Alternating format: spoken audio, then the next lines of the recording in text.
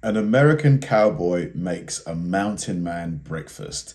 So this is from Kent Rollins, and I love his videos because it gives me a bit of a glimpse into obviously not what exactly it was like as a cowboy, but it's probably the closest that that at least I have seen of that lifestyle, that real rustic sort of the earth, nothing fancy, just straight up, fairly like hearty meals. That's what I would describe the meals as. The one that I really liked was the beans one because first of all, I didn't think Americans really ate beans like that. I thought they were more of a Mexican thing, with the tortillas and the enchiladas having beans in them. But the beans he made looked really good. I really wanted to just slap some of them on toast, like just delicious. So I'm trying to figure out like a mountain man breakfast. It's probably going to be, I imagine, some kind of steak and eggs maybe.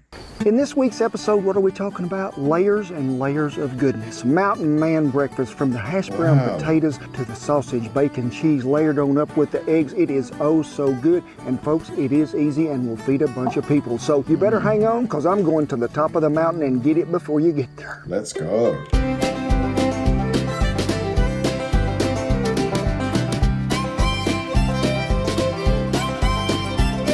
Those ribs looked amazing. Hey, thank y'all for stopping by camp on a glorious day. The camp might look a little different. Where is the chuck box lid? We done moved around the corner because the ball of fire in the sky is trying to get all in my camera woman's eyes, it is. So we set up over here. I've cooked off these little tables. But what are we talking about today? Mountain man breakfast. Hungry man, mountain man, any kind of man, woman, child, dog. They gonna love this one. It's a combination of a lot of things to make a really big meal for breakfast. Like one meal a day might be all you're gonna get sometimes, and you need something that's gonna stay with you all day long, give you enough energy whether you're climbing mountains, splitting logs, working on windmills, or chasing the pups and the rabbits. I mean, like if you're trying to survive off one meal a day and you're doing all of those physical things, that meal has to be huge. Like I'm trying to think, for me to survive on one meal a day and have a physically demanding day, that meal's got to be like 3,000 calories or something. It's got to be massive. Got to have that energy to keep it up. So let's get started on some hungry man on a mountain man breakfast. 12-inch deep Dutch oven. It's another one of them one-pot meals that'll work wonders. You ain't got to wash near as many dishes, and that's what we're after all the time on a ranch. Get away from washing so many. 12-inch deep.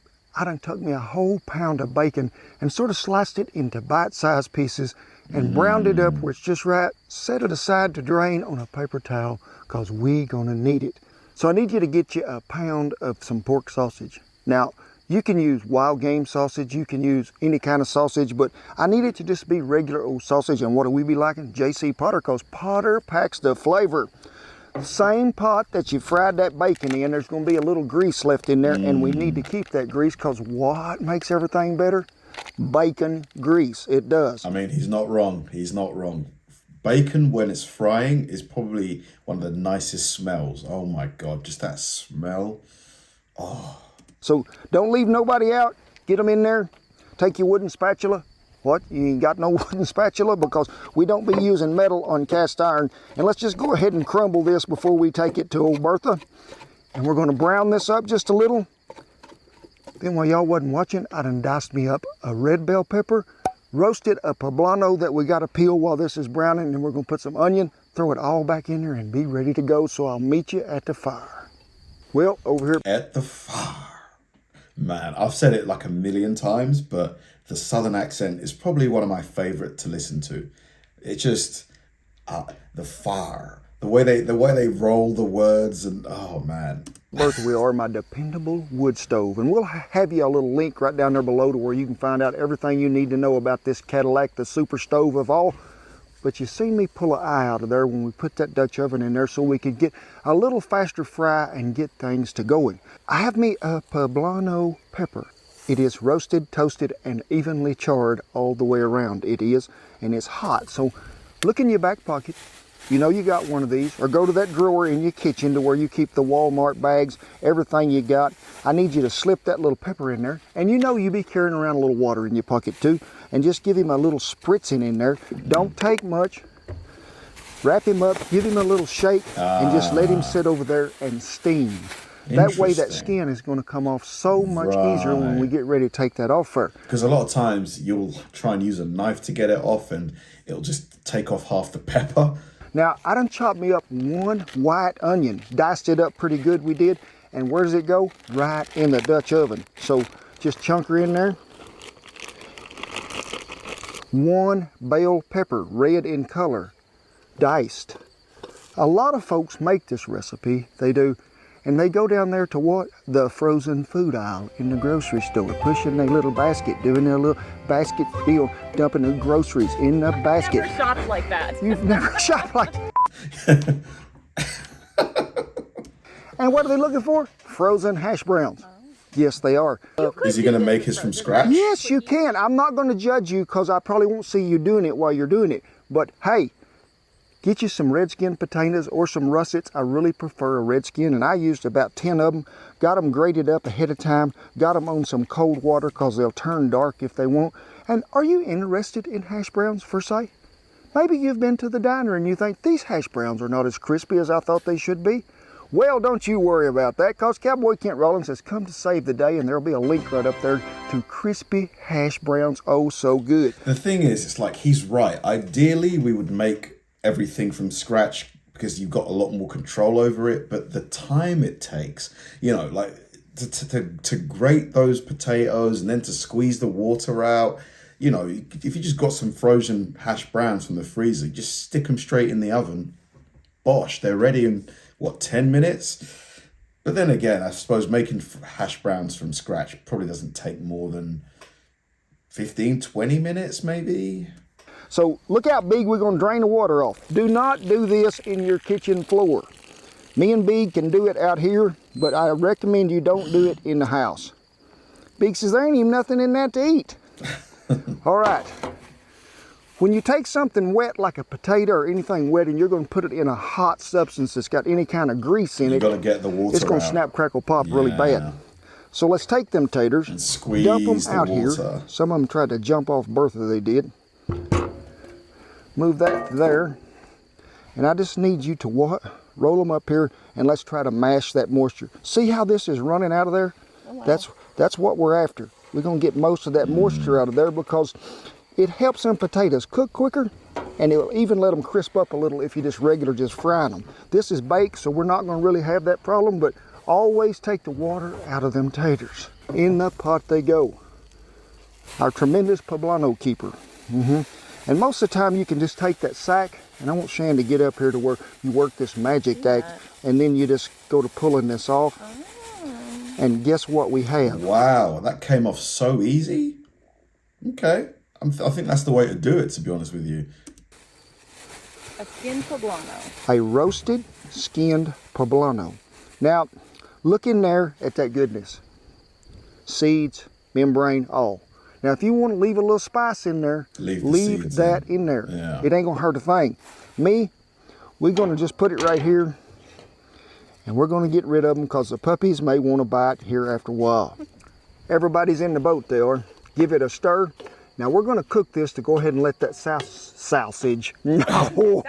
sausage brown up a little, but we want them peppers and onions to get tender and them hash browns to warm throughout because we're going to be doing some stuff to it, and I need the bacon go in. So far, it seems almost a bit like a casserole, a little bit. It's kind of like a everything in one pot type meal. Oh, you're jumping way ahead of the schedule here and wanting to know when the bacon goes in, do you? I don't want the bacon to get left out. Got her all stirred up, mixed well. You can use salt, you can use pepper, but why would you, huh? When you could use our original blend, Kent Rollins seasoning, ain't none better. Give it a little good seasoning in here. Give it a stir, and I want you to give it one more seasoning.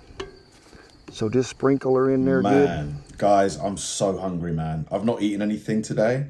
Like these days, I'm trying to do intermittent fasting. You know, when you don't eat until lunch, and then I'll have lunch and dinner, and that's it. but today for some reason I'm really feeling it. Like, especially when I watch food videos, because it's like it's just making it like, because it's like dangling the food in front of me almost. Oh my God, I need to get some food after this. We're gonna let this cook and simmer around there till everything gets tender. Then we're gonna do some more to it. Simmering right along, it is probably been about 10 minutes and things have got good and tender. They have. I need you to go to the hen house real quick and what? Go ahead and get 10 eggs. Yes, you heard me right. 10 eggs? Tell the hen thank you so much. I need you to put 5 in the magical bowl because we're gonna divide this recipe up. Hang on, don't run off. And we're gonna use 5 at one time and 5 at another time. So put them in the bowl, give them a good whisking. And them good chicken eggs, fresh. You can see how them yellers is so deep, dark and yeller. They are so good. Looky there, Reach in your back pocket. What do you got? A whisk. Go ahead and whisk her up good.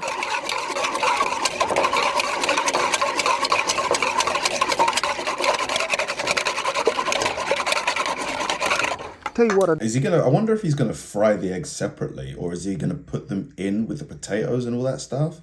Since I like y'all so much, we're gonna go 6 eggs. I would really like one more to keep it on the even numbers. So we're gonna go 6. Our veggies have got tender. Just make sure everything is sort of level in there, where everybody's gonna get to play fair when they get to the playground. So just pour right in there, y'all. Wow, straight in there. Over the top. And folks, this is the perfect fall recipe, and camping season is just fixing to get just right to where you got to pull them covers up just a little when you're in that bedroll. But we're doing it in a Dutch oven, but you can do this in the house. The recipe, everything you need to know will be listed down there below. Click on the link and take you to our website, KentRollins.com. You'll find it there. I'm gonna cook it in the Dutch oven. I'll meet you over there with the trivet. Well, you see me get some coals out of Bertha and bring it over here, put it around a trivet. Why do we use a trivet? Raise it up off the ground to help us regulate our heat just a little. Because remember, that Dutch oven ain't got no knob on it, and you ain't gonna have a timer that says, ding, I'm done. So lay coals around the outside edge only, and then we're gonna lay a pretty good layer of coals on top. He made a good point there. Like, when you're using a cooking method like exactly like this, you don't really have a lot of control over the heat, the temperature, unless you put some kind of thermometer in there that kind of but where would it come out of? Because it looks like it's fully sealed.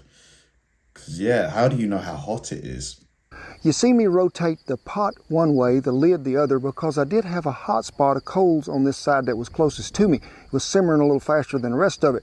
So to even out heat, rotate, and always remember you got to do it more if the wind is blowing. We're going to let this cook till we sort of feel them eggs firm up, and then we're going to add some bacon because Shan was worried about it, and then we're going to do something else, and it is spectacular, so don't run off and leave me just yet.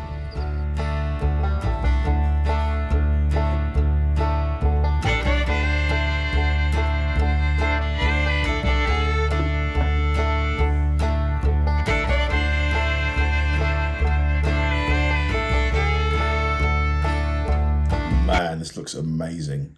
It's got everything. It's got the protein from the eggs and the bacon. It's got the carbs from the potato, the hash browns. It's got some vitamins from the peppers and stuff. Pretty balanced meal, to be fair.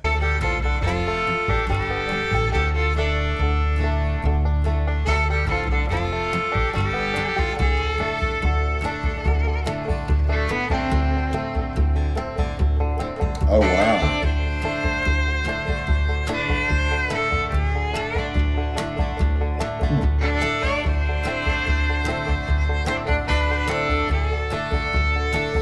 I wonder why you crack the other eggs just straight on. Is it so that to keep the yolk whole?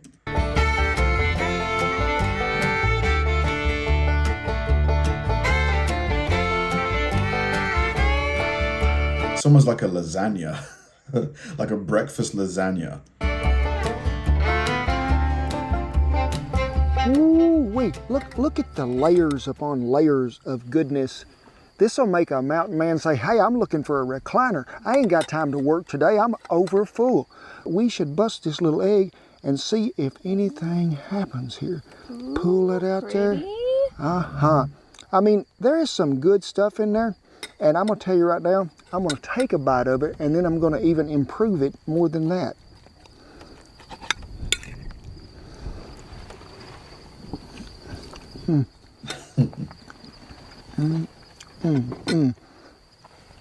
Feeling strong now, like Rocky Balboa once said, but he ain't strong as the mountain man breakfast because we was what?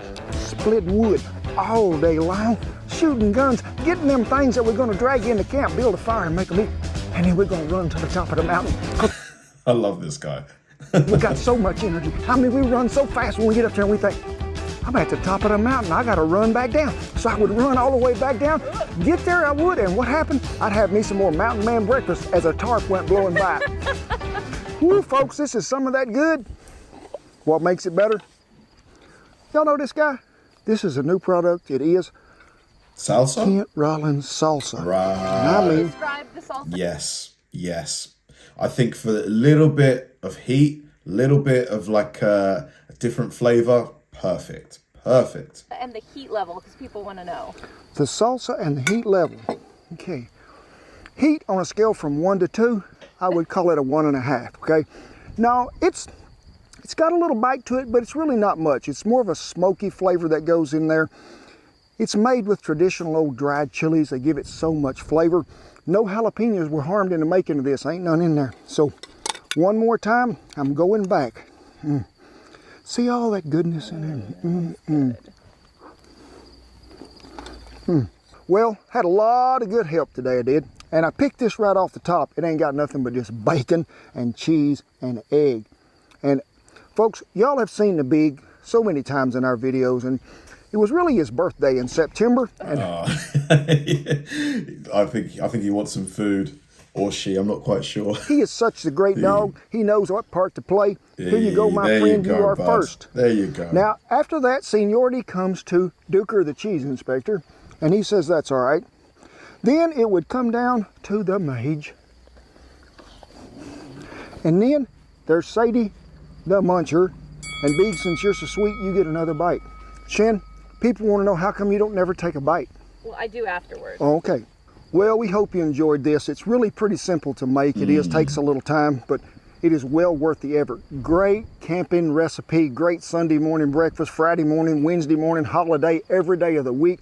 This stuff will save you so much time and effort because you ain't gonna have to cook no more meals later on. One pot by design and oh so good. As always, I tip my hat to all our servicemen and women and all the veterans who have kept that old flag of flying over camp no matter where me and Shan are at. And we thank y'all so much for all that y'all have give and all that y'all have done. For the rest of you, we just glad to call you family, we are. Man, that was a great looking plate of food. It's got everything you need. Like when he put the salsa on there, perfect. Like just completed the meal. A little bit of spice, a little bit of that tomato flavor that I love with a breakfast. Just perfect, perfect. The kind of meal that genuinely, if I had a big plate of that, that would do me for a good portion of the day. You know, it's got every kind of food group. It's got the carbs, it's got the protein, it's got the vitamins, it's got, everything. It's got everything you need. Thanks for watching, guys, and I'll see you in the next one.